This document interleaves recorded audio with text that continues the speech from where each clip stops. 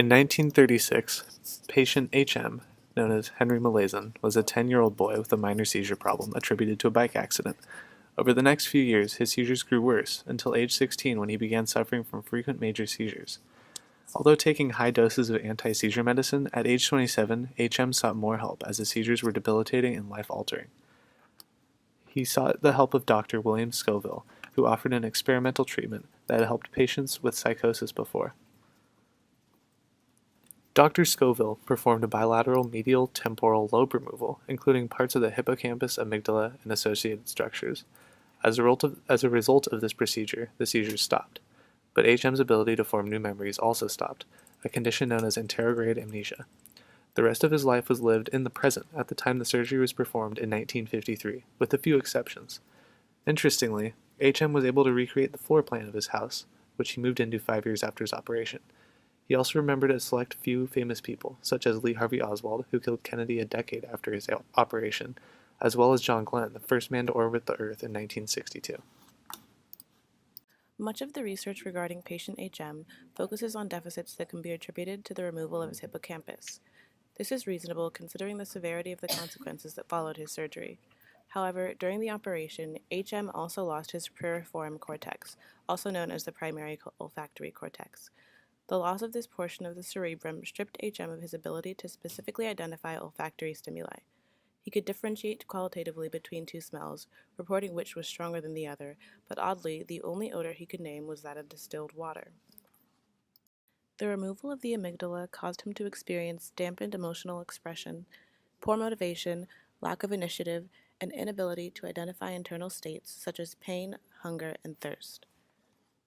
Brenda Milner's study of HM led her to discover that there was more than one type of memory. After multiple trials, HM showed improvement on the mirror drawing task, which required reproduction of an image that was reflected in front of him.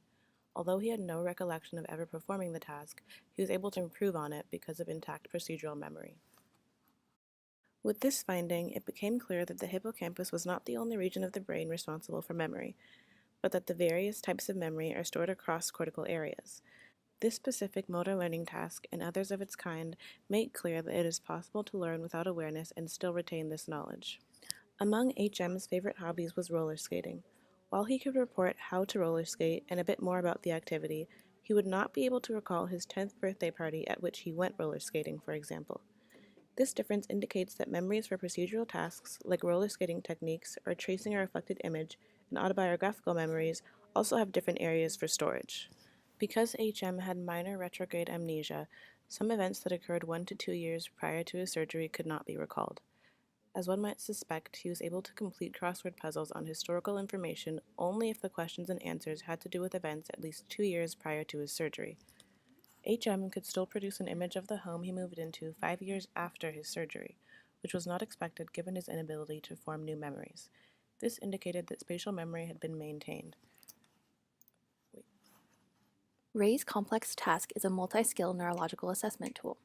It measures 3 types of skills: visual spatial memory, sketchpad skills, and procedural memory, by asking a patient to first copy a figure and then recreate it later. The participants are instructed to look at the original figure and then directly copy it onto a blank piece of paper. After a predetermined period of time has elapsed, usually around 30 minutes, they are then asked to recreate the figure again, this time with no aid. A patient without a medial temporal lobe insult would be able to draw the figure with a high degree of accuracy. It may not be perfect, but it is a relatively accurate rendition. The ability to draw the figure displays a functioning procedural memory, as they are able to recall something that they had just learned or were shown a brief period of time ago. It also shows that the patient has functioning visuospatial skills, as the figure is complex and requires the patient to draw a variety of shapes and figures in proximity to each other. Individuals with medial temporal lobe damage have problems recalling the figure. The degree of difficulty in recalling the figure is related to the amount of damage to the medial temporal lobe.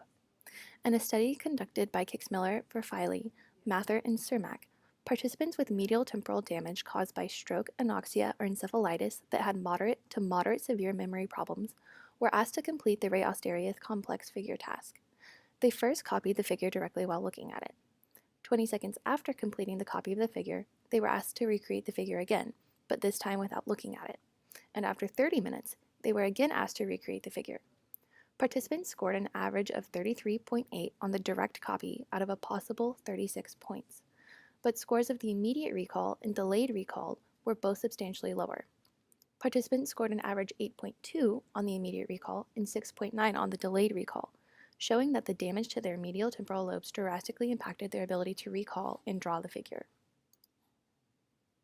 Like Hicks-Miller et al.'s participants, HM had trouble with recreating the figure. However, his medial temporal insult differed from Hicks-Miller et al.'s participants in one key way.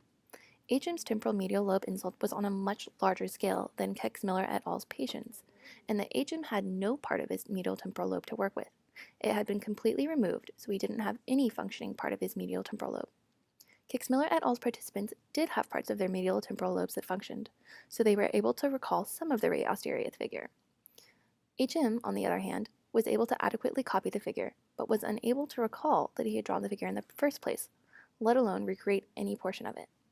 The complete removal of the hippocampus in the medial temporal lobe, as shown by HM, caused the total inability for short-term memory to function. HM's inability to recall drawing Ray's figure was replicated by patient EP, who also had extensive hippocampal damage. The hippocampus, it became clear, played an important part in working memory.